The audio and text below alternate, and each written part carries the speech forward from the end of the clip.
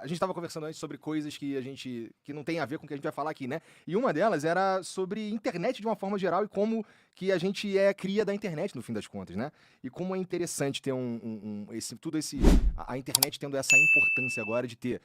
Essa é a primeira vez que eu tenho notícia, eu não sei, não tenho certeza, tá? Mas é um candidato original da internet, assim, à presidência da República, sabe? Que nem, ó, o Flow foi o primeiro programa original da internet, que não veio de uma emissora, nem de lugar nenhum, que conversou com o presidente em exercício no mundo, entendeu? Então aí eu fiquei pensando, pô, será que o Renan é o primeiro candidato à presidência da República original da internet? No Brasil, sim. Né? Pra valer? Sim. Pra valer, sim. Teve políticos que usaram depois a internet, mas original, assim, produto de fábrica da internet, sim.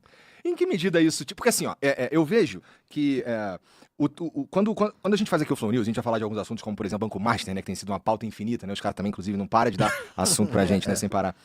Você tava me dizendo que saiu mais coisa hoje. Cara, quando rola esses assuntos assim, a gente vê no chat ali uma galera se movimentando, falando do Renan, né? O meu ponto é uns caras da internet falando de um cara da internet também. Então, com que medida que tu tá vendo, que ser da internet te ajuda na tua pré-candidatura, porque ainda não é campanha? Ajuda na persona, num aspecto, vamos dar um exemplo, eu sou uma figura da internet, e tem muitos tipos de figura da internet. Tem o cara do vídeo curto, de Instagram, né? Acho que a cultura do TikTok criou, vamos dizer, a pessoa que se torna famosa por gravar aquele vídeo vertical, curtinho. Tem o cara do vídeo longo do YouTube, tem o cara da live, tem o cara do podcast. Eu sou o cara da live longa e do vídeo longo. E o que isso me dá de força? Se fosse aquelas skills, você tem né, você vai ter o meu card do Renan e os skills. Isso me dá uma grande influência verbal para discussões boas, para formular ideias e para manter a pessoa, através da retenção, entendendo o que eu tô falando. Eu entendi uma lógica em que eu falo rápido e concateno ideias de maneira rápida para não perder a retenção. Porque se eu falasse assim pra você, Igor, então, a ideia é essas pausas, o cara simplesmente muda de canal. A pausa é inimiga da retenção. Então, isso me serviu como uma ferramenta pra eu expor ideias um pouco mais complexas que no vídeo de 1 minuto, 2 minutos eu não conseguiria expor e gerar um público de melhor qualidade. Esse público de melhor qualidade, ele é um público que se dedica mais à causa porque ele teve tempo de entender e aprofundar aquilo. Então eu usei uma força que eu tinha como um cara de internet de vídeos longos, de modo a construir uma base muito fiel, muito leal, baseada nos princípios nossos. E aí isso me permitiu ser uma pessoa que vai bem em podcasts, vai bem em entrevistas, porque eu faço, vamos dizer, eu concateno as ideias de maneira original, de uma maneira melhor do que outros. Eu creio que o cara do vídeo curto não tem essa habilidade, por mais que ele venha na internet, ele não vai ter essa habilidade. Ele vai ter outra coisa. É o famoso corte rápido Tramontina. O cara vai falar, Igor, e corte rápido, Tramontina. O meu jeito é outro, então eu acho que não estavam acostumados a lidar com esse tipo de cara de internet, que já é o cara do vidão, né, do vidinho. Mas aí, ó, sim, mas ser o cara da internet te coloca numa posição também que tu é meio jovem demais pros caras te respeitar, não é? Nossa, você tá falando do meu drama, né? O meu drama, que agora é o seguinte, eu fui aprendendo algumas coisas, né? E esse aqui, vamos dizer, como pré-candidato, é a terceira entrevista que eu faço com você, uma no final do ano passado, outra no Flow News aqui esse ano e agora. E assim, nessa trajetória, né, eu fui aprendendo a ser pré-candidato, uma das coisas que eu aprendi é, caras do mercado, caras da grana e a política, eles não respeitam muito suas ideias. Eles só respeitam a força e a força é pesquisa. E algumas pesquisas. E eu fui em muitos podcasts de mercado financeiro, eu visitei aquela Faria Lima inteira, rodei setores, rodei agro, rodei comércio, rodei indústria. Ideias incríveis, mais bacana. Guarda ali fora, quer um cafezinho? Até você começar a aparecer. Quando você começa a aparecer bem as pesquisas, aí tudo muda de figura. E aí vem um certo estranhamento, porque eles tendiam a não levar a sério, justamente por eu ser um cara de internet. O que eu quero dizer? Eu não tinha muitas intenções de voto, mas eu tava, sabe, com 3%. O Zema tem 3% até agora. O Caiado, o governador, tem 3% até agora. Agora, o meu 3% valia menos do que 3% deles, porque não era um 3% de um político testado. É 3% de um cara de internet. Eu tenho que fazer muito mais do que eles pra eles me levarem a sério. E mesmo assim, parte da imprensa não me leva tão a sério quanto eles. O que é um erro. É um erro muito grande da imprensa, porque qualquer um hoje que trabalha com dados de internet, sabe, volume, engajamento, número em redes, engajamento por usuário, ou pegar as principais pesquisas mais sérias que tem, a Atlas hoje é mais séria, vê que eu tô muito, muito acima, não só dos governadores, mas engajamento acima do Flávio. O próprio Lula. Engajamento do Instagram, o Lula nem tem. Então, ok, eles deveriam estar vendo isso, mas eles não veem. E aí eu agora, né, dado que eu estou subindo, ganhando atenção, eles estão começando a ter que lidar com este fato. E eu acho que isso é bem interessante, né? Mas tá bom, aí eu tô entendendo. Mas porra, tu é... O que te... A gente já trocou essa ideia antes, mas só como você mesmo disse, tem mais gente te conhecendo agora. Cara, tu é então tu não é um administrador, tu é um comunicador que quer virar presidente, então. Não, eu também sou um administrador. Porque aí entra a minha outra faceta. Porque se for pegar o nome BL, Eu lembro que a primeira vez que eu vim aqui no Flow foi em 2019. Foi um dos primeiros, fomos assim, sei lá, na tua lógica foi claramente um dos primeiros. E foi assim, o Kim falou, não, mano, chama o Renan que vai ser legal. E aí eu vim. Isso faz muito, muito tempo. Eu era um cara de bastidores, de back-office, e eu basicamente administrava o MBL. Eu administrava a operação do MBL, aí depois eu passei a administrar o MBL, a Valete, o partido. Na prática, eu sou meio que o CEO do MBL, do universo do MBL e do Partido Missão. Eu administro a operação mesmo. Eu criei boa parte daquilo dos produtos digitais, dos produtos físicos. Eu criei revista. Então esse é o meu grande forte. E isso me obrigou a ser também um comunicador, porque se você cria o produto e sabe vender ele junto, é bem melhor, né? Pô, basta ver alguns grandes empresários. O Elon Musk. Ele é hoje mais um troll de internet ou ele é mais um administrador de empresas? Ele consegue ser as duas coisas. E eu acho que é necessário você ser um grande administrador para ser um político ou ser um empresário. E ser também um comunicador. Você tem que ser as duas coisas ao mesmo tempo. Importante mesmo. E aí, cara, como tu tava falando aí, tu tava com 3%. E aí o mundo, e aí a vida acontece, né, cara? O Brasil, ele é um lugar tão interessante que aí a gente começa a ter, a gente tem de tempos em tempos aqui uns escândalos, né? A gente estava tendo um escândalo do INSS, e aí a gente teve o escândalo do Banco Master, e aí no meio do escândalo do Banco Master, a gente começa a ter uns vazamentos de mensagem de pré-candidato à presidência da República também, Flávio Bolsonaro, e a gente começa a ver umas mudanças nas previsões, nas pesquisas para as eleições desse ano, e a gente começa a ver nessas mudanças, inclusive tu chegando ali em terceiro. E aí eu te perguntei aqui antes de começar, cara, tu já parou pra pensar que, cara, pode ser que tu vá pro segundo turno, cara? Eu vou. Pode ser que, assim, que as coisas aconteçam, porque assim, como a gente tava falando também antes de começar aqui, cara, eu achava que, sei lá, tu ia ficar ali no quarto, em quinto, sabe qual é? Não ia ter, nem passa perto de ir pra um segundo turno. As coisas estão esquisitas, no bom sentido pra você, né? No mau sentido pro Flávio, por exemplo, que vem... Não é que o Lula, com o derretimento, com a perda de votos, ou com a perda de intenção do Flávio, o Lula ganhe, mas ele ainda perde, né? E é bom pra tu, por exemplo. Sim, eu vou dar um exemplo de algo que eu tava comentando com um jornalista. Eu falei assim, mas como pode? Né, vocês realmente têm a estrutura de vocês é mínima. Um jornalista que tava agora na Bahia, ele falou, aquele carro de vocês, eu falei assim, aqueles 2 carros, não é um carro, só é 2 carros, não estamos tão pobres assim. Os 2 carros são nossos. Mas você tá andando de carro mesmo? Sim. Mas você veio pra cá como? De carro. Porque era de Salvador, já era uns 500 km de Salvador. Mas você veio de Salvador de carro? Eu vim de Salvador de carro. Tá. Aí ele falou, mas como é que você pretende ganhar deles? Eu de carro. Aí eu falei, deixa eu explicar uma coisa. Você acha que ele fez, os meus concorrentes, o Flávio, ele fez um grande investimento em estar no PL, ele tem um nome Bolsonaro e tal, mas pensa o investimento que eu fiz, é um investimento que você não vê. Eu não estou no Banco Master. O quanto isto vale em termos de investimento político? O quanto vale em termos de investimento político eu não estar no escândalo do INSS? O quanto vale em termos de investimento político eu não ter me associado a vagabundo, eu não estar andando com um cara, sei lá, de milícia aqui, de comando vermelho ali, de não pegar grana com vagabundo?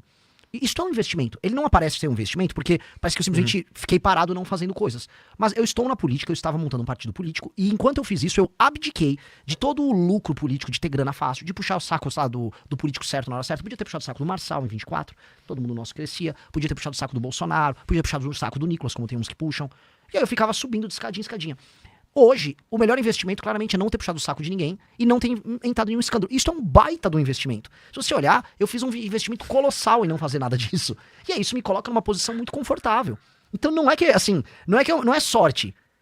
Eu juro pra você tá rindo. Coloque a câmera lá. O Renan falou, o Renan tá vindo com uma boa resposta de político. É uma bela resposta que eu dei agora. Mas é verdade. Mas então, eu entendo. E é interessante.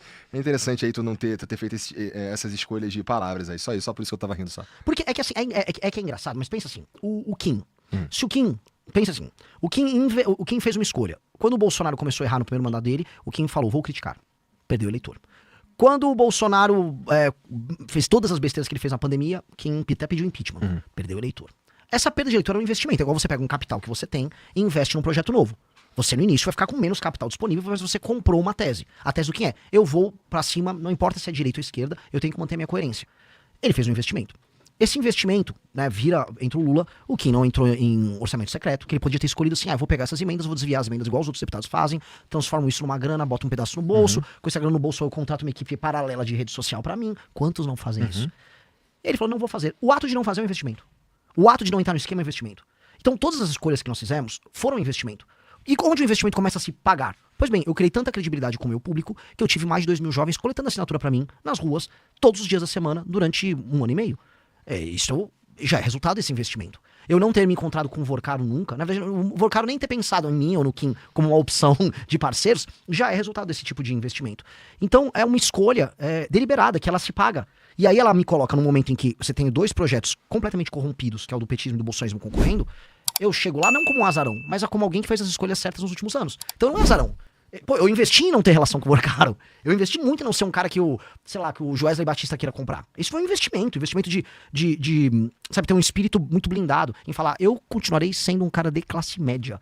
Estruturalmente de classe média. Eu não vou mudar os meus hábitos de consumo. Tipo, sabe, o Renan está agora com uma roupa, não tô com assim, eu comprei na Zara, sabe? Não custa, tem que custar uns 400 reais isso aqui. Eu continuo sendo essencialmente um cara de classe média. E quando você não muda essa estrutura e fala, minhas ambições são ambições históricas, eu quero que o meu nome seja estudado na história. Mas minhas ambições comezinhas do dia a dia, eu quero comer um bife, quero, sabe, sei lá, tá com o celular do momento só pra ele funcionar bem, quero comprar uma guitarra legal. São ambições de classe média. Quando você mantém um espírito assim, é difícil você virar um merda. E aí isso se paga nessa disputa. Nessa disputa eu tô numa posição muito privilegiada. E tem uns caras aí que tá o tempo inteiro cada vez mais cagado no que tem a ver com o Banco Master. Eu gosto de conversar contigo sobre o Banco Master, porque me parece que tu manja do que eu gosto das coisas que acontecem ali, né? Bom, e tu tava me contando... Cara, bom, não sei se você que tá assistindo aí o programa, família, eu tô com o braço quebrado. Isso significa que eu tô meio por fora das paradas. Então, o Renan tava me contando aqui que teve atualização o Vorcaro... quis incluir o Flávio na delação premiada dele, e isso muda completamente o jogo, né? Não sei se muda completamente, mas com certeza muda o jogo, né? Porque agora ele tá prometendo uma delação com o Flávio, que é um pré-candidato à presidência da República, né? Com Alexandre de Moraes, que é um ministro do Supremo Tribunal Federal, né? E vamos ver os outros nomes. Lembrando que a delação hoje do Vorcaro, ela concorre com outras delações. Claro, tem a delação do Fabiano Zettel, que era um dos sócios do Vorcaro, e tem a delação do Augusto Lima, que foi uma espécie de sócio. O Vorcaro foi o cara que começou o escândalo ainda na Bahia, no Crédito Sexta. O Augusto Lima se delata, ele derruba um monte de gente do PT. E muita gente da Bahia. Porra. O Fabiano Zettel vai derrubar muita gente da mídia, influência, gente religiosa. É mesmo? O Fabiano Zettel era o operador pra comprar... A gente precisa de todos eles, então. O ideal era todos. Tá. Só que assim, vamos dizer, se o Fabiano Zettel sabe quase tudo que o Vorcaro sabe, se o Zettel entrega tudo melhor do que o Vorcaro entrega, o Vorcaro perde valor e nem adianta. Aí o Vorcaro eventualmente não pega o benefício de uma delação. É uma coisa de teoria dos jogos. Né? Tipo assim... todo mundo tem, né, a possibilidade de fazer a delação e ferrar o outro. E tem o pai do Vorcaro, que também foi preso. E o pai do Vorcaro, ele não quer ficar na cadeia. O pai do Vorcaro já, tipo, eu delato! O Vorcaro também já deixou claro que ele não quer ficar na cadeia. Ele quer, inclusive, voltar a ser o dono do Banco Master, cara. O Vorcaro nunca que... O Vorcaro tava na Ego Trip. E como ele tinha comprado todo mundo, ele, no fundo, achava, cara, eu só vou pegar e botar meu banco pra andar de novo, eu dou um jeito. Porque o cara tava muito na Ego Trip. Tenta imaginar, assim... É um escândalo, ele tava rodando bilhões. Então, quando a gente fala assim, ele fez um contrato lá com o Flávio Bolsonaro que ele ia pagar centenas de milhões, isso não era nada pra ele. Era nada, é merreca, sabe? Só com o BRB foram bilhões. Não, na mesma época ele tava pegando, eu tava conversando ontem com o Felipe aí, que na mesma época que do vazamento das mensagens do Vorcaro falando pra pagar pagar, não deixar de pagar o lance do filme do Bolsonaro, o Banco Master estava recebendo aporte do Rio de Janeiro lá, na mesma época. Sim, da Previdência. Então a gente tá falando de chega a bilhões e o cara entrega aqui, que estava ali falando de 60 milhões de reais. Sim. Chega a bilhão. Assim, o Felipe Moura Brasil, ele é um cara muito inteligente e ele tem uma memória prodigiosa e ele, por ser inteligente, ele consegue juntar pontos. O fato de o Flávio Bolsonaro ser um dos donos do governo carioca desde que o Cláudio Castro entrou. Ele é um fiador ali. Tem indicações na máquina do governo Cláudio Castro. Ser próximo do Vorcaro e o Vorcaro claramente dever favores a ele. O Cláudio Castro também deveria favores ao Vorcaro. E o Cláudio Castro comprou bilhões em títulos podres do Banco Master via Previdência do Rio de Janeiro. Ao mesmo tempo em que o Flávio Bolsonaro tinha um contrato injustificável de centenas de milhões, quando você junta os pontos, você acha que o Felipe Moura tá assim meio que... Não vai falar, mas acho que a gente tá jogando lá. Gente, parece que tem algo aí, que se alguém juntar direitinho, meio que todo mundo sai satisfeito ali, né? Só ou não aposentado do Rio de Janeiro, mas parece que tem. Assim, muitas pessoas muito próximas ao Flávio Bolsonaro beneficiaram muito o Banco Master. Eu vou citar 3. João Roma, que era ministro do governo Bolsonaro. Ele soltou uma MP que permitia o aumento do crédito consignado em 2022, no ano da eleição, e todo mundo achou que aquilo era só uma medida eleitoreira. Por exemplo, pega uns auxílios que vem do governo, e aí você pega um empréstimo calcionado nesses auxílios. Né? Nem calcionado, você pagava com auxílio. Pô, essa é uma medida populista. Não foi só populista, porque isso turbinava produtos como Crédito Sexta, que era no Banco Master. Isso é uma coisa. Isso aconteceu no governo do pai dele. 2, o presidente do BRB, o Banco de Brasília, era muito próximo do Flávio. Muito, muito próximo. Foi o cara que liberou aquela casa de maneira inexplicável, lá, com aquele financiamento pro Flávio. E 3, o governo do Rio de Janeiro, em que o Flávio realmente tem uma gerência, vamos colocar aqui, muito grande sobre as pessoas daquele governo, são muito próximos. Só para entender, ele estava apoiando o Bacelar para suceder o Cláudio Castro no governo do Rio. Bacelar, que é ligado ao Comando Vermelho, não é opinião minha, a Polícia Federal falou. E o Flávio estava apoiando o Cláudio Castro concorrendo ao Senado, tinha indicações no governo do Cláudio Castro, e esse governo do Cláudio Castro comprou bilhões. Assim, é um fato, na minha opinião. O governo do Cláudio Castro comprou, a Previdência do Rio de Janeiro comprou bilhões em títulos podres do Banco Master, e enfiou nos velhinhos lá da aposentado do Rio. Tô falando que é isso, seria leviano eu falar. Mas não faz sentido, e todo mundo sabe disso, o Vorcaro, assim, de maneira muito clara, está devendo um favor pro Flávio, a ponto de ter feito um contrato com o NDA, o Non-Disclosure Agreement lá, né, que ninguém pode saber e tal, e pra fazer um filme com 134 milhões. Cara, né, você conhece um pouco do audiovisual.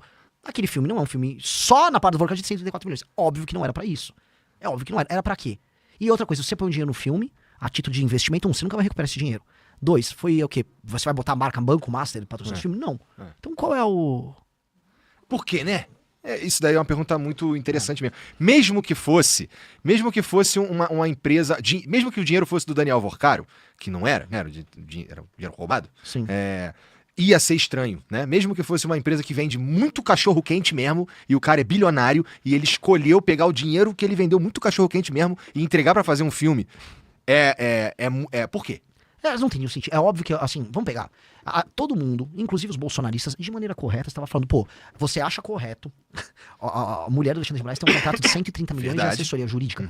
Todo mundo, de maneira muito correta, falou, obviamente, ele está pagando por outra coisa. Perfeito. Né? Porque não tem nenhum sentido. O valor não bate, não é um valor de mercado, não, todo mundo sabe, beleza. Por que essa mesma lógica não se aplica ao contrato do Dark Horse? Vamos botar aqui, o Guido Mantega tinha um contrato milionário com o Banco Master de assessoria jurídica, assessoria econômica. Ele era um consultor econômico. Eu não sei se era de 1 milhão por mês, era um valor muito alto. O pessoal no Google, dê um Google aí, vocês vão checar, um valor altíssimo. Obviamente que não era para ter a assessoria do Guido Mantega, que foi um péssimo ministro da Fazenda. Óbvio que era para o Guido Mantega abrir portas no governo Lula. Tanto que abriu. E o Vorcaro teve reuniões com o Lula. Então, poxa, se a gente tá falando que essa lógica funciona com o Lula, se essa lógica funciona com o Xandão, não vai funcionar com o Flávio? Ah, não, com o Flávio foi um filme. Ah, para, sabe? É tipo, pô... É da raiva, porque se for pegar pros lulistas, e entra eles aí, eles vão falar que o do Guido Mantega tá ok. Não, pô, o Guido Mantega é um baita cara. Faz sentido você ter um contrato de, sei lá, 1 milhão por mês. Eu não sei o valor. Ou é meio milhão, ou é 1 milhão por mês. Com o Guido Mantega. Pô, não faz sentido. Tem o do Lewandowski, ministro da Justiça do Lula. Tinha um contrato, acho que de 300 pau por mês. Outro que tinha um contrato, a mulher do senador Jacques Wagner, do PT da Bahia, também tinha um contrato com, assim, uma fortuna com o Banco Master. Ah, entendi. Então pro petista, o problema é só o Dark Horse.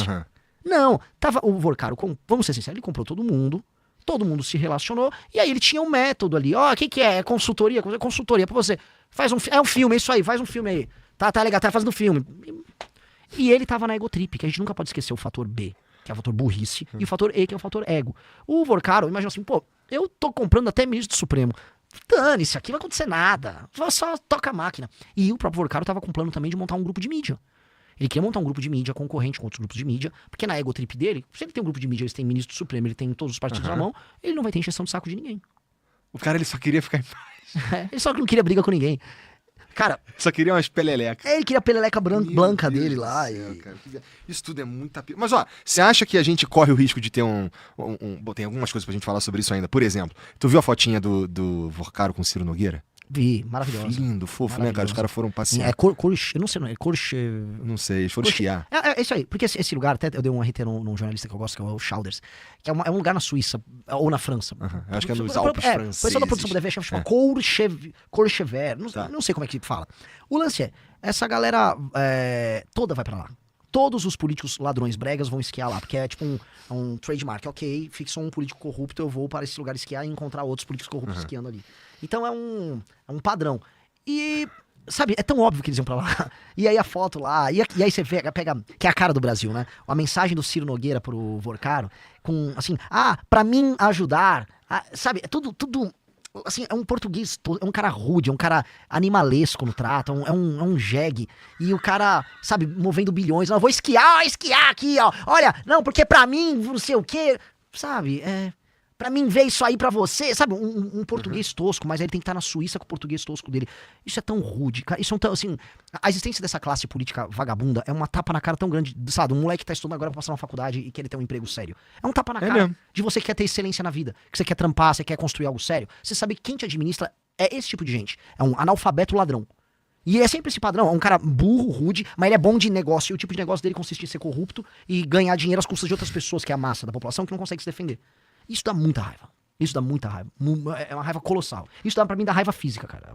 É um ódio. E não ódio, tipo, eu odeio essa corrupção. Eu odeio mais a breguice deles do que o fato de serem ladrões. Eu odeio assim, povo. Mesmo assim, roubou tanto pra isso, cara. Você roubou tanto pra isso. Nem pra ser um puta de um bandido. Você é um bandido merda, cara. É um ódio, cara. Uma galera muito, muito escrota. E é muito interessante ver. Eu gosto das defesas em geral, sabe? Que nem eu tô até agora, inclusive, tentando entender, como todos nós, na verdade, por que diabos, ou qual que era mesmo o valor, ou por que se pagava o valor pra esposa do Alexandre de Moraes lá, entendeu? Do escritório lá que ela recebia. Porque pra mim, cara, eu já te falei, isso é uma questão muito, muito séria, a gente não confiar em quem a gente percebe como justiça, sabe? Sim. Então assim, imagina que alguém fez um mal feito contra você, você vai recorrer à justiça, né? Se você não confia na justiça, como é que tu vai confiar naquele julgamento, né? Se o cara que deveria estar me dizendo se uma coisa é constitucional ou não, está envolvido num escândalo que ele não explica pra gente o que eu vou ficar aqui achando que ele é corrupto. Né? Eu não queria achar que a gente tem ministros do Supremo Tribunal Federal que poderiam correr o risco de ser corruptos, tá entendendo? Eu queria entender isso e uma explicação. E como eu te falei provavelmente já também, não estamos falando de um cara que não é midiático, né? Estamos falando de um cara que é bem midiático. Sim. Cara... Sim. Fala, tem opiniões, livros publicados, quer palestrar em tudo quanto é canto. Então acho que a minha principal... Você estava falando de que te dá raiva. Acho que a coisa para mim mais chata desse escândalo inteiro é esse silêncio específico, tá? Porque como cara, que um bolsonarista vai confiar que o julgamento do Bolsonaro foi honesto? Não, ele não vai, mas eu acho que todo mundo trabalhou muito pra gente chegar nesse estado de coisas. Que é o... É muito difícil. Assim, a democracia, né, é um regime muito... A beleza da democracia é a possibilidade de troca de poder. Dito isso, ela tem muitos defeitos. Se eu for voltar lá para Aristóteles, assim, é um regime cheio de problemas. Ele acaba, vamos dizer, ela acaba privilegiando comunicadores malandros. Tem muito problema a democracia. E a democracia só pode existir em um regime profundamente republicano. Por isso que a gente, antes de ser uma democracia, a gente é uma república. E a ideia de república existe uma coisa pública, um desejo público de que aquelas pessoas que vivem naquele território e falam aquela língua, elas querem construir algo e tem um sistema de valores bem claro que todo mundo concorda. Elas têm uma espécie de um contrato. Esse contrato, posso voltar para leis das 12 tábuas, eu posso ir pro Magna Carta na Inglaterra, eu posso pra Constituição Americana. Você tem meio que um contrato geral em que esses valores estão muito claros e que ninguém vai passar por cima desses valores. Aqui no Brasil não existe esse contrato. Não existe esse contrato. Aqui no Brasil é completamente casuístico. E as pessoas nem fingem mais ter um contrato. Então virou tudo jogo de poder. Porque quando você não tem uma regra una e diz, isto aqui é do interesse público, por exemplo, é do interesse público que um político corrupto seja preso. Quando não existe mais este interesse público, a função de um juiz num país desse passa a ser, é do meu interesse ajudar este cara porque ele é meu amigo. E é do meu interesse ferrar aquele cara porque ele é meu inimigo. E aí você não tem justiça, você tem jogos de poder. E hoje o que nós temos no Brasil é apenas jogos de poder. Então, se você entra nesse cinismo, o correto é você chegar ao poder e fazer jogos de poder e destruir a facção adversária. Não é isso que a gente está vivendo hoje no Brasil. Não existe um sentimento de Brasil. E hoje eu sou com o PT, eu sou Bolsonaro, eu quero destruir você, eu quero destruir... Cara, precisa chegar alguém no poder e vai fazer assim, acabou a guerra, vamos parar essa bagaça. Eu quero chegar ao poder, eu quero virar pra um cara de esquerda. Eu não quero te destruir. Eu quero ver como você vai ser útil no nosso projeto. Mas você não gosta de mim? Eu sei que você não vai gostar de mim. A sua função, eventualmente, não é gostar de mim. Mas esse projeto meu aqui, você vai gostar. E assim, vamos tocar essa coisa. Eu não vou perseguir você se tiver uma opinião diferente da minha. Mas assim, acabou essa droga. Vamos trabalhar direito. Todo mundo concorda aqui que o Brasil tem terras raras. Isso pode ser uma oportunidade pro Brasil ser uma baita de uma nação. Vamos nessa linha. Bolsonaro, eu sei que vocês me odeiam. Vocês são pró-mercado. Vamos tocar uma agenda pró-mercado aqui? Alguém tem que vencer a guerra, que é agora vencer as eleições, e não se vingar. Porque todo mundo sabe que é uma guerra que um quer se vingar contra o outro. Nós não temos que ir pra vingança. E nós temos uma beleza no jogo, que nós temos um outro inimigo pra derrotar. Nós temos o crime organizado agora pra derrotar. Vamos botar o Brasil em guerra contra o crime organizado no ano que vem? Vamos permitir que a pessoa ande na rua com um celular na mão e não seja assaltada. Olha que revolução. O dia que uma moça... Deixa só ver a Revolução Brasileira. Olha como nós estamos lá atrás. Se conseguimos ano que vem que uma pessoa consiga comprar um celular sem ficar endividada, ela conseguiu comprar o celular num preço justo, e depois ela andou na cidade dela sem roubarem o celular dela, o Brasil já melhorou 10.000%. Porque a pessoa foi capaz de comprar o celular sem se endividar, e ela conseguiu não ser roubada. Nossa! Cara, o primeiro presidente que entregar isso já é uma revolução. E eu quero fazer isso. Eu não quero me vingar do cara A, B ou C. Eu só não quero ser otário também, do tipo, eu vou começar a tocar esse programa, mas eu sou sabotado. Se vier me sabotar, aí eu vou pro pau também. Mas eu não tô procurando dividida. E eu acho que as pessoas precisam entender que é este o momento que nós estamos, e é isso que nós precisamos já. Urgentemente. É isso, o Brasil precisa disso, nada além disso. É o fim das guerras faccionais, fim dessa briga que nós temos entre a direita e a esquerda, centrão com blá, blá, blá. Cara, eu concordo que a gente precisa de um ter um capital social maior. Eu concordo que a gente precisa se olhar e se enxergar como um povo, né? Só que a gente precisa levar em consideração também que a gente sabe que a gente gosta mesmo é de conflito, né? A gente clica mesmo na notícia ruim, a gente engaja mesmo com a fofoca, a gente não... A notícia, assim, deu certo, legal, deu ruim, nossa, meu irmão, deu ruim ali, hein? Conta pra todo mundo que deu ruim ali. É uma outra jeito de tratar. Então, sendo essa a forma mais ou menos como a gente funciona, o Fla-Flu eleitoral é interessante pra todo mundo, especialmente porque os caras mais interessados nesse Fla-Flu eleitoral, eles vão se alimentar intencionalmente. Eles vão dizer que o que você tá falando é coisa de isentão. É coisa de fraco, tá entendendo? Por quê? Porque a gente já viu... Eu sei disso. A gente já viu várias vezes o cara que sobe e fala contra o banheiro unissex, aí ele viu lá, gravei meu vídeo lá, agora vai lá tu, fala a tua, tá ligado? O cara vai lá e fala o contrário, faz um vídeo e é isso, né? Então, brigar contra esse jogo... é talvez a maior dificuldade, o maior desafio agora, né? Falar de sensatez num momento de inflamação. Talvez, mas é completamente radical o que eu tô falando aqui. Porque é tão óbvio, o lance assim, é tão óbvio que a regra do jogo, a galera que tá assistindo aqui, que a regra do jogo é conflito, e você ganha views, votos, ganha tudo com conflito, que você pode só fingir que você tá em conflito. A coisa mais radical é você ser profundamente honesto. E falar, cara, não adianta eu ficar fingindo que vou ficar brigando com todo mundo o tempo todo. Eu não vou governar, eu não vou nem ganhar a eleição. Ao mesmo tempo, para vencer a eleição, eu tenho que ganhar dos caras. E aí, eu sou bem mais intenso nas críticas a eles. Então, soa paradoxal, porque assim, ao mesmo tempo que eu tô dando porrada no Lula, porrada no Flá, porrada em todo mundo que precisa dar porrada, eu tô falando, eu vou ganhar, eu não quero mais dar porrada em vocês. Eu vou ganhar e assim, precisamos fazer algumas coisas que todo mundo aqui concorda. Precisamos destruir o crime organizado, precisa resolver a conta pública do Brasil, precisa ver essa oportunidade gigante que a gente tem com terras raras e pegar essa oportunidade e, assim, pelo amor de Deus, é uma chance de a gente tem que tirar o gap com os Estados Unidos, tirar o gap com o resto do mundo. O negócio das terras raras é um bilhete, ele pode ser ou um bilhete premiado ou mais um pau Brasil. A gente tem que escolher. Ou a gente pega um bilhete premiado pra virar um lugar sério, ou ticket pau Brasil, algumas pessoas vão ficar ricas, a gente vai exportar uma commodity, que nem commodity, mas exportar produto cru pra fora. Pô, eu quero no meu governo pegar esse ticket premiado e assim, fazer turbina de avião aqui, fazer drone aqui no Brasil, fazer bateria pra todos os carros que estão saindo fora os chineses no mundo, a bateria ser feita aqui no Brasil. Dá pra fazer tudo isso, cara. Dá pra galera ganhar muita grana. Só que, eu já tô avisando pra todo mundo assistindo, o seu país hoje acabou. Hoje, com as coisas que passaram nas 2 últimas semanas, é que brasileiro não dá bola, ninguém quer falar disso. Acabou, Igor. Casa caiu por 2 coisas. A galera não tem ideia do que foi esse fim da escala 6x1. Foi uma infantilidade, um debate infantil. Nem o México, que é um país de esquerda, só se foi pra essa linha. E vai ter consequências econômicas enormes. E pra gente conseguir fazer uma recuperação econômica, não vai rolar. Essa discussão já tá sendo em outros termos. As pessoas que sofrem com a escala 6x1 são pessoas que sofrem no fundo, por morar em grandes centros urbanos, que sofrem com problema de transporte. A maior parte das pessoas passam 2, 3, 4 horas indo e voltando pro trabalho. Essas pessoas precisam de infraestrutura de transporte ou emprego perto de casa, morar perto do trabalho. Esse é o que precisa. De resto, a gente é um país muito pobre. Essas pessoas vão ter que trabalhar mais pra poder pagar as contas delas. Isso foi uma coisa que passou. E a galera não viu ainda pro caminho que a gente tá adotando, que é um caminho inimigo da produtividade. O outro lado, você tá falando do Banco Master. Se prepare pro eletrolão. É o novo escândalo centibilionário que tem tudo pra ultrapassar o do Banco Master. E já tá rolando, passou semana passada. Rolou um leilão de termoelétrica bizarro com o Joesley, mais uma turma ligada ao Alexandre Silveira, ao ministro do Lula. Negócio muito, muito estranho. Um leilão bizarro que vai aumentar a nossa conta de luz ano que vem em coisa de 10% pra todo mundo.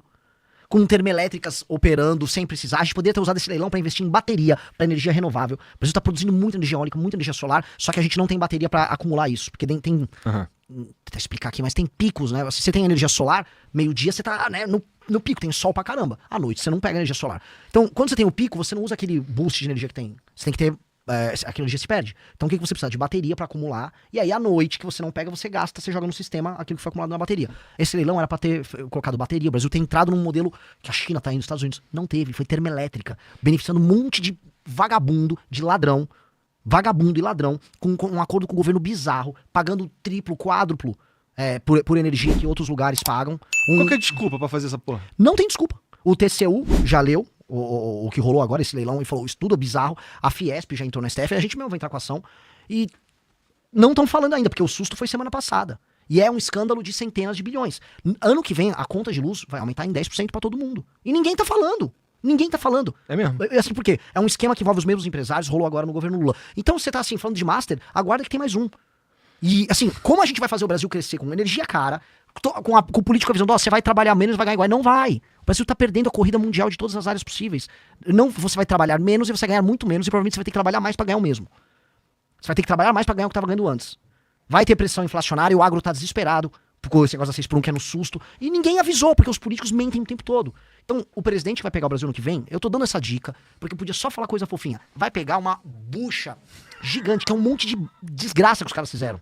Tudo pra ganhar a eleição esse ano, né? Exato. E esse do Eletrolão nem foi pra ganhar. Eu não sei porque os caras fizeram isso. Pra mim, a gente sabe, né? Dinheiro. Mas é que foi muito dinheiro. Então, é coisa de centenas de Eu milhões. não ouvi falar disso daí, cara. Eu vou anotar pra dar uma pesquisada. Pode pesquisa. Cara, fala com o Felipe Moura Brasil. Não, eu sou o pré-candidato. Não ouçam a minha opinião. Chama o Felipe Moura Brasil. É assustador. É assustador. E assim, foi ele, o consórcio envolvendo o BTG, que pegou lá com mais um monte de planta de termoelétrica. E assim, só por ter a planta parada sem utilizar, eles ganham dinheiro. Ganham bilhões. É um negócio assim, é um negócio de bilhões com risco nenhum. Bizarro. A história é bizarra. E eu tô me informando. Hoje eu peguei pra ler tudo. Puta saco. Puta saco, queria fazer outra coisa. Tem que saber, Tem que manjar de eletrolão agora. Assim, eu manjava de master, galera, tem um novo escândalo aí. E nem se eu ganhar. E como é que eu faço pra desfazer uma besteira dessas? Entendeu? Porque, não, o direito adquirido, né? Os caras ganharam o leilão. Pois é. Aí você golpista. Legalmente, é um problema. Então, assim, o leilão foi... O leilão precisa ser homologado e tal. Não pode homologar esse leilão. Aí a gente tem que gravar vídeo, falar desse assunto. As pessoas não sabem ainda do assunto, é feriado. Acho que é semana que vem. Aí, assim, a gente tem assim, que correr contra o tempo pra evitar uma puta de uma malandragem que aconteceu. Graças a Deus, a gente tá aqui ao vivo, tem, né, a galera, por favor, façam um corte disso. Esse assunto é importantíssimo. Se eu te pedir um negócio, chama o Felipe Moura Brasil pra falar disso. É o novo Banco Master. E aconteceu agora, sim. Na surdina. Cara, não, tá anotado aqui, eu vou estudar esse assunto aí. Bom, eu não... É claro que você vai dizer, inclusive tu já disse que pô, o teu principal investimento é não ter se envolvido com essa parada, mas tu projeta mais mudanças daqui pra frente lá nesse cenário político, assim, especialmente no que toca escândalo. Porque, ó, tu acredita que a gente vai ter uma CPI do Banco Master? Tu acredita que a gente vai ter uma CPMI do Banco Master? Não vai ter. Não vai ter.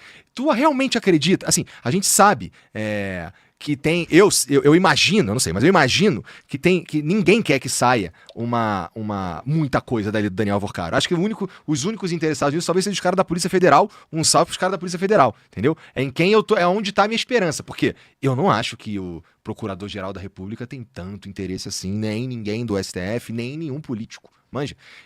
O que me dá também aquele tédio que a gente tava falando mais cedo. Né? Porque eu acho que vai precisar de coragem e de saber dançar. Porque se fosse pra fazer alguma coisa, tinha CPI. Sim, mas a CPI realmente sim. Eu não contaria muito com uma CPI, porque todos os grandes membros dos partidos políticos estão envolvidos no escândalo do Banco Master. Perfeito. E o problema do modelo político do Brasil é que se você é um político do centrão, o seu eleitor não te cobra. Vou dar um exemplo. Vamos dar. Quem acabou com a CPI do Banco Master? Foi um acordo envolvendo o Flávio, o presidente do Senado, o Alcolumbre, e o Xandão. Palavras do Flávio. O Flávio disse que foi feito um acordo com o Xandão, que o projeto que garantia... Um acordo foi feito, ia passar a dosimetria enquanto tiravam a CPI do Master. Aí o Xandão não cumpriu depois, aí o Flávio foi reclamar. E quem, no final, não botou pra votar a CPI foi o Alcolumbre. Então, o Alcolumbre o estado do Alcolumbre, o Amapá, ele comprou títulos podres do Banco Master. O Alcolumbre estava nomeando o Otto Lobo na Comissão de Valores Imobiliários, que era um cara que interessava ao Joesley e ao Alvorcaro. O Alcolumbre está no caso do Master. Só que o Alcolumbre ele é eleito pelo Amapá. E qual é a característica do eleitor do Alcolumbre? É que ele não liga, porque o Alcolumbre comprou o voto dele. O Alcolumbre comprou uma pessoa que vai comprar o voto dele. É um voto de máquina feito com pessoas de lugares muito pobres que não vão estar, tipo, Alcolumbre, tô de olho. Não estão de olho. A maior parte dos políticos do Centrão tem como característica não receber cobrança do eleitor, porque o eleitor é um eleitor muito pobre. E como o eleitor é muito pobre, aquela pessoa tá precisando de um emprego e ele depende do político para ter emprego. Então, se for reclamar do político, ele vai perder o emprego na prefeitura, ele vai perder um dinheirinho do não sei o quê. Isso eu vi rodando no Nordeste. É muito difícil você imaginar que uma pessoa no Maranhão vai cobrar um político no Maranhão, porque se ela for cobrar um deputado, o deputado é amigo do vereador da cidade. Ele vai ter um vereador na cidade que tem essa pessoa.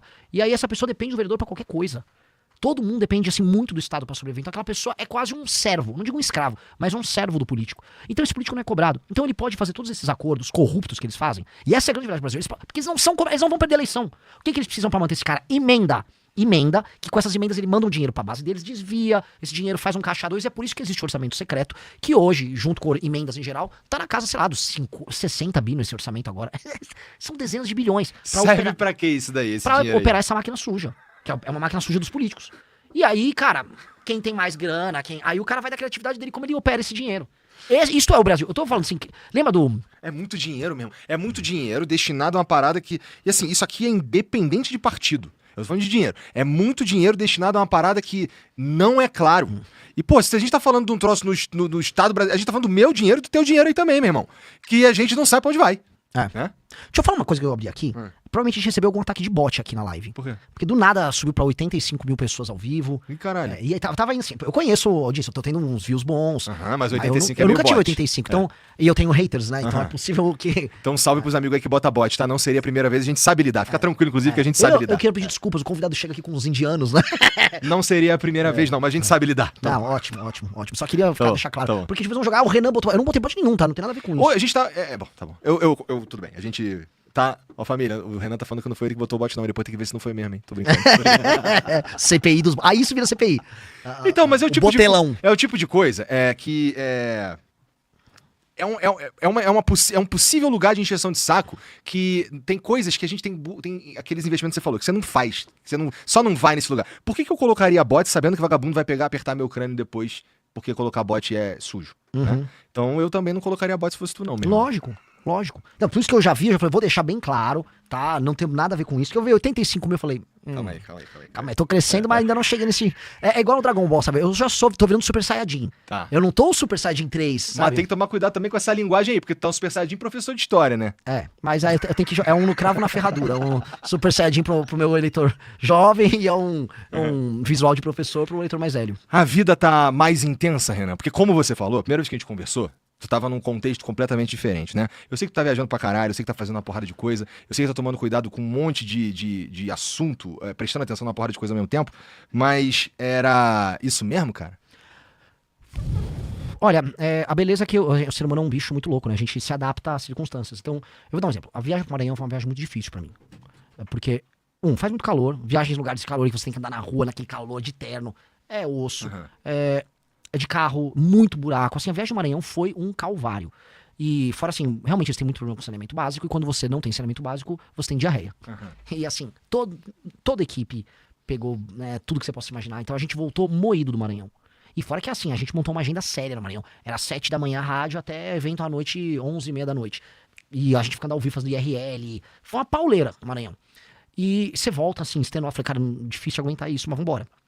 Quando eu tive agora a viagem pra Bahia, falei, pô, vai ser Maranhão. Falei assim, olha, o ritmo de trabalho é alto, mas a Bahia não tá na infra Maranhão. Pô, eu já achei, eu tava no céu. Falei, pô, tô em São Francisco, tô lá nos Estados Unidos.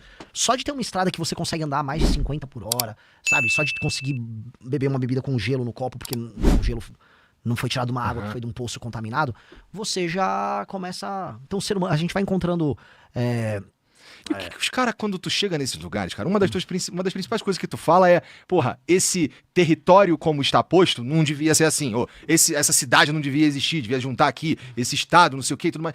Quando tu chega lá com esse papo, os caras não ficam puto contigo, não, cara?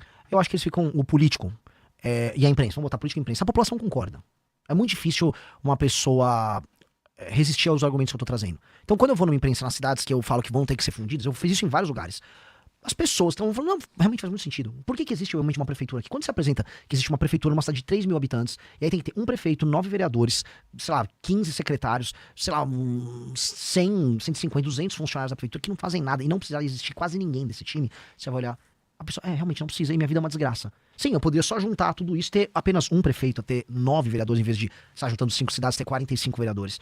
Então é racional. A imprensa, ela, especialmente as rádios, ela tem audiência quando eu vou lá. Então meio que eles, eu não vou chamar o cara, é bom pra imprensa. E o jornalista, ele vai sendo convencido no processo. O político local fica com medo. O prefeito tem medo, porque ele fala assim, cara, melhor nem aparecer aqui, porque o cara vai me xingar na rádio. Então eles só ficam quietos. E pra eles também entrou uma coisa que é muito boa, que se o prefeito local fala com a rádio pra rádio não me receber, eu vou lá e gravo um vídeo na frente da rádio falando, ó, o prefeito deixa. Então é melhor. Né? Acontece isso, né? Então não é. É bom. Assim, então eu estou fazendo isso e precisa fazer isso porque a gente tem que despertar as pessoas. Tem coisa que tu achou que tu ia falar que bateria impopular, mas na real a galera tá entendendo? Isso que você tá me falando aí, eu achei, porra, não, pensei que a população ia falar, tá maluco, cara? Isso aqui é minha cidade, porra. Falando que tem que acabar a minha cidade? Tu tá dizendo que é o contrário? Quem geralmente costuma ficar melindrado é o cara que tem benefício mesmo, né? Sim. Teve mais coisas. Por exemplo, eu vou no cidades do interior do Nordeste e falo mal do Bolsa Família. E falo, não dá para uma cidade ter, sei lá, 60, 70% da população, dos domicílios, vamos dizer, vivendo no Bolsa Família. Vocês não podem viver assim. Eu preciso ter uma porta de saída e isto não será mantido da forma como tá. As pessoas concordam. Até a gente tá no Bolsa Família. Eu falei com mulheres agricultoras. Olha, não, se tivesse um emprego seria melhor. Seria melhor, sim. Entendi o que você tá falando. Tem um lance que, assim, a pessoa, por mais simples e humilde que seja, a pessoa não é idiota. As pessoas tratam o eleitor como idiota. Se eu falo pra pessoa assim, eu não estou mentindo pra você, não dá pra ficar nesse método que tá aí. Ele falou a verdade pra mim. Por mais que eu discorde, por mais que eu não queira no momento, no mínimo, esse cara foi sincero. Foi o que eu fiz na 6x1. Toda a direita foi a favor, fim da escala 6x1 junto com o PT. Botaram lá com o PT. Eu, como pré-candidato, fui o único pré-candidato que fui contra. E o Kim, como deputado, fez discurso. Eu vi. O Kim tem um vídeo, é só puxar, acho que tem 12 milhões de visualizações fazendo discurso contra, um sucesso. Porque tem uma coisa, muita gente foi no Kim, discordo de você, tá, Kim? Você é o melhor deputado, eu discordo de você. Quando você é muito honesto com a pessoa, você pode falar o que a pessoa não quer ouvir, e a pessoa, no mínimo, vai te ouvir depois por outro assunto. O lance de você não enganar o eleitor tem lá suas vantagens. Tipo, as pessoas que estão me seguindo, eu comecei a pré-campanha com 100 e poucos mil seguidores. Agora eu tô vou bater 1.600.000, acho que amanhã. Chega um público muito novo. Essas pessoas muito novas, elas concordam comigo sobre segurança, mas não concordam sobre outro assunto, concordam comigo sobre, sei lá, desfavelização, mas não concordam sobre educação comigo. Mas, em todos os casos, elas estão vendo um cara falar uma coisa muito verdadeira na cara delas, não tratar elas como um idiota e topar brigar com ele. Eu vou te dar um exemplo. Você sabe quando você perde seus avós? Eu tava falando isso porque minha avó morreu agora. É quando você para de brigar com eles na mesa de jantar. Quando você tá com o vovô e o vovô, porque olha só, e você, não, você tá certo, vovô. Acabou. O vovô morreu. Porque você parou de levar ele a sério, como alguém que tem uma opinião. A gente não faz isso com os eleitores brasileiros? Faz. A gente não leva eles a sério. Então assim, é Bolsa Família, que você vai te dar um Bolsa Família, fica tranquilo. É igual o Lula, pega um Vale Gás aí, Você tá toma um Vale Gás aí. Não, e se eu tratar o eleitor, assim, eu tô dizendo que você tá errado, eleitor. O fim da escala 6x1 é um erro. E não é sobre 6x1, é sobre a gente fazer uma reforma que flexibiliza as relações de trabalho. Estão te enganando. Não, Renan, você tá errado. Você tá errado. Mas tudo bem. Você não tá comigo nessa. Amanhã o cara tá concordando comigo no outro assunto. E ele fala, o Renan é de verdade. Então eu prefiro tratar aquela pessoa, o eleitor, como um adulto. Que é como nós temos que tratar nossos avós. A partir do momento que você começa a tratar seus pais ou seus avós como, não, legal, vovô, legal, isso aí. Seu avô morreu ali, cara. E a pessoa murcha por dentro. A pessoa, o velhinho, ele perde a esperança. Ele percebe que as pessoas já não levam ele a sério. Vira café com leite. Ele é tratado igual criança. Isso é uma forma, inclusive, de fazer a pessoa meio que ser ostracizada, já como alguém que não tem mais opinião. O Brasil faz isso na escala de milhões com eleitores. A gente trata o eleitor como um completo imbecil nesse país. Então eu tô indo... Por isso que assim, Igor, eu não sei se eu vou me queimar fazendo essas coisas, mas eu tô tentando fazer uma terapia de choque, de mostrar para as pessoas como é que é ter um pré-candidato que vai só falar o que acha o tempo todo, não importa as consequências. O que você acha? Comente sua opinião. Quero ler o seu comentário. Deixe seu like, inscreva-se e faça parte da Onda Amarela.